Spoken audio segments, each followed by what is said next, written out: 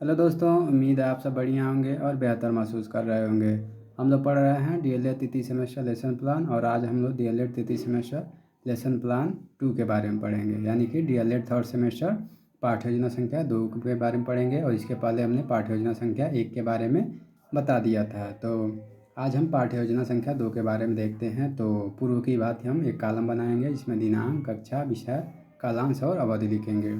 तो हमारा जो दूसरा पाठ्य योजना था वह दिनांक 29 अप्रैल 2025 को बना था कक्षा 5 के लिए। और विषय जो था गणित पे था, कालांश जो था 5 था और अवधि जो था 40 मिनट का था।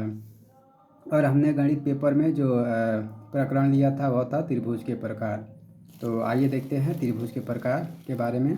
तो प्रकरण लिखने के बाद हम सामान्य उद्देश्य लिखेंगे। सामान्य उद्देश्य में हमने देखिए कौन कौन से उद्देश्य लिखे हैं। तो पहला उद्देश्य है छात्र में गणित विषय के प्रति रुचि उत्पन्न करना। दूसरा है छात्रों में गणित शिक्षण द्वारा मानसिक शक्तियों का विकास करना। और तीसरा है छात्र में तर्क करने की क्षमता विकसित करना। और चौथा है प्राप्त गणितीय ज्ञान का दैनिक जीवन में प्रयोग करना सिखाना। तो इस तरह से यह आपका सामान्य उद्देश्य हो जाएगा। सामान्य उद्देश्य को लिखने के बाद हम लिखेंगे विशिष्ट उद्देश्य। तो विशिष्ट उद्देश्य में पहला उद्देश्य हो जाएगा हमारा ज्ञानात्मक उद्देश्य। तो ज्ञानात्मक उद्देश्य में हम लिखेंगे छात्र त्रिभुज व त्रिभुज के प्रकार के बारे में जान सकेंगे। उसके बाद बोधात्मक उद्देश्य लिखेंगे। बोधात्मक उद्देश्य में लिखेंगे छात्र त्रिभुज व उनके प्रकारों का महत्व समझ सकेंगे, साथ ही त्रिभुज की अलग अलग आकृतियाँ बनाना सीख जाएंगे। तो तीसरा हो जाएगा हमारा विशिष्ट उद्देश्य में प्रयोगात्मक उद्देश्य। प्रयोगात्मक उद्देश्य में लिखेंगे छात्र त्रिभुजों के प्रश्न हल कर सकेंगे तथा त्रिभुज की आकृतियाँ बना सकेंगे। उसके बाद चौथा लिखेंगे हम कौशलात्मक उद्देश्य। कौशलात्मक उद्देश्य में लिखेंगे छात्र त्रिभुज बनाने के कौशलों को आसानी से सीख पाएंगे। इस प्रकार हमारा सामान्य उद्देश्य के बाद विशेष उद्देश्य भी हो जाएगा। विशेष उद्देश्य भी आप आसानी से इस तरह से लिख सकते हैं। आइए आगे देखते हैं। विशेष उद्देश्य के बाद हम लिखेंगे सहायक सामग्री। सहायक सामग्री में लिखेंगे चाक, डस्टर, पॉइंटर व अन्य शिक्षणोपयोगी वस्तुएं। सहायक सामग्री लिखने के बाद हम आएंगे पूर्व ज्ञान लिखेंगे। तो पूर्व ज्ञान में लिखेंगे छात्र त्रिभुज के बारे में सामान्य जानकारी रखते हैं। तो जब हम छात्र को त्रिभुज के प्रकार के बारे में बताएंगे तो जाहिर सी बात है कक्षा 5 के बच्चे त्रिभुज के बारे में कुछ न कुछ जानते होंगे। उसके बाद हम निकालेंगे प्रस्तावना प्रश्न। तो आइए देखते हैं प्रस्तावना प्रश्न कैसे निकाला जाता है। तो प्रस्तावना प्रश्न में हम देखते हैं। तो प्रस्तावना प्रश्न में एक तरफ लिखेंगे क्रमांक संख्या, दूसरी तरफ लिखेंगे छात्राध्यापक कथन, तीसरी तरफ लिखेंगे छात्र या छात्रा कथन। अब पहला प्रश्न पूछेंगे बच्चों एक कौन सी आकृति है। श्यामपट्ट पर बनाते हुए त्रिभुज की आकृति। तो श्यामपट्ट पर त्रिभुज की आकृति बनाते हुए हम पूछेंगे बच्चों एक कौन सी आकृति है। तो छात्र बताएगा यह त्रिभुज है। फिर हम पूछेंगे त्रिभुज में कितनी भुजाएं होती हैं। तो बच्चा बताएगा त्रिभुज में 3 भुजाएं होती हैं। फिर हम तीसरा प्रश्न पूछेंगे भुजाओं के आधार पर त्रिभुज के कितने प्रकार होते हैं। तो यहाँ पे बच्चा नहीं बता पाएगा तो यह समस्यात्मक हो जाएगा। इस तरह से आपका प्रस्तावना प्रश्न निकल के तैयार हो जाएगा। फिर प्रस्तावना प्रश्न के बाद हम नीचे लिखेंगे उद्देश्य कथन। उद्देश्य कथन में लिखेंगे बच्चों आज हम सब त्रिभुज और उसके प्रकार भुजाओं के आधार पर का विस्तारपूर्वक अध्ययन करेंगे। ठीक है। तो त्रिभुज का प्रकार यदि आप पढ़ा रहे हैं तो आप एक चार्ट भी बना लीजिएगा और उस चार्ट पे त्रिभुज के प्रकार भी अच्छे से बना लीजिएगा। इसके बाद हम लिखेंगे प्रस्तुतिकरण। प्रस्तुतिकरण में लिखेंगे शिक्षण बिंदु। शिक्षण बिंदु के बाद हो जाएगा छात्राध्यापक कथन। छात्राध्यापक कथन के बाद हो जाएगा छात्र छात्रा कथन। तो शिक्षण बिंदु में लिखेंगे त्रिभुज एवं उसके प्रकार। फिर से हम प्रस्तुतिकरण करने से पहले हम 1 से 2 प्रश्न बच्चों से पूछ लेंगे, जिसमें पहला प्रश्न पूछेंगे बच्चों एक कौन सी आकृति है, बच्चों को त्रिभुज का चार्ट दिखाते हुए। तो जैसा कि पहले ही हमने बताया कि एक चार्ट बना लीजिएगा त्रिभुजों से, त्रिभुज के प्रकार जो कि भुजा के आधार पर बने हुए चार्ट रहेंगे और बच्चों को दिखाइएगा तो बच्चे बताएंगे यह त्रिभुज की आकृति है। फिर हम पूछेंगे भुजाओं के आधार पर त्रिभुज के कितने प्रकार होते हैं। तो यहाँ पे छात्र मौन हो जाएगा। जब छात्र मौन हो जाएगा तो हम अपना स्पष्टीकरण शुरू कर देंगे। तो आइए देखते हैं स्पष्टीकरण। स्पष्टीकरण में हो जाएगा बच्चों 3 भुजाओं से घिरी हुई आकृति को त्रिभुज कहते हैं। जैसे ही हम अपना स्पष्टीकरण देना शुरू करेंगे छात्र या छात्रा ध्यानपूर्वक सुनेंगे। ठीक है।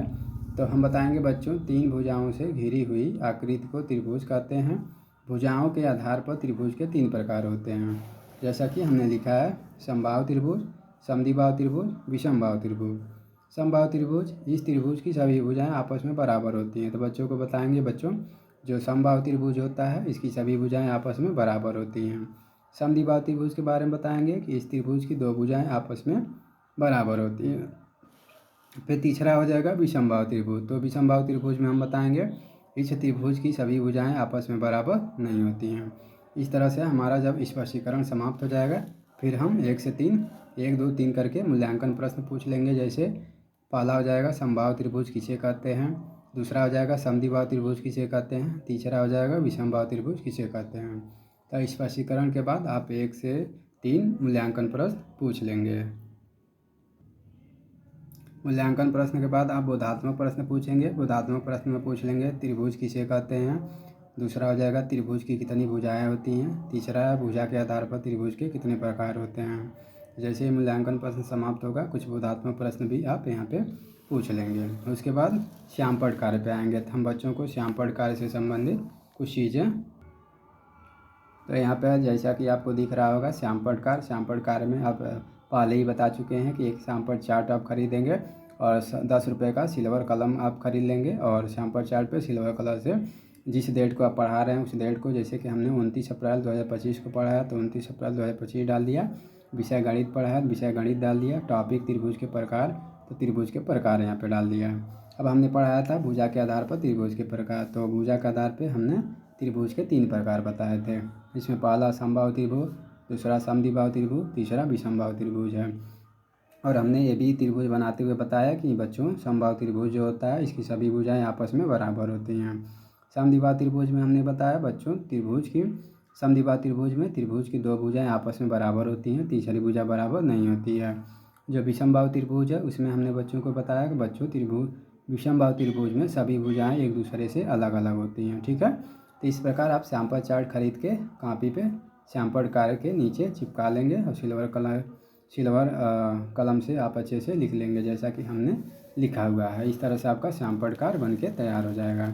फिर हम नीचे आएंगे निरीक्षण कार्य पे। तो निरीक्षण कार्य में लिखेंगे छात्र जब श्यामपट्ट कार्य को अपनी कापी पर लिख रहे होंगे तब छात्राध्यापक कक्षा में घूम घूम कर निरीक्षण करेंगे। ठीक है, इस तरह से निरीक्षण कार्य हो जाएगा। निरीक्षण कार्य के बाद हम लिखेंगे बच्चों त्रिभुज के प्रकारों यानी भुजा के आधार पर की आकृति को घर से समझ कर आना। ठीक है, जैसे ही हम त्रिभुज के प्रकार पढ़ा लेंगे बच्चों को होमवर्क देंगे। बच्चों एक बार आप घर पे जाइएगा और त्रिभुज के प्रकार भुजा के आधार पर अच्छे से समझ लीजिएगा ताकि कल आपकी पुनरावृत्ति हो सके। ठीक है, इस तरह से हमारा पाठ्य योजना संख्या 2 बन के तैयार हो जाएगा। तो उम्मीद है आपको हमारी पाठ्य योजना लेसन प्लान समझ आया होगा तो अपने दोस्तों तक भी शेयर कर दीजिएगा ताकि वो भी इस पाठ्य योजना को बना सकें। तो उम्मीद करते हैं वीडियो आपको अच्छी लगी होगी। धन्यवाद।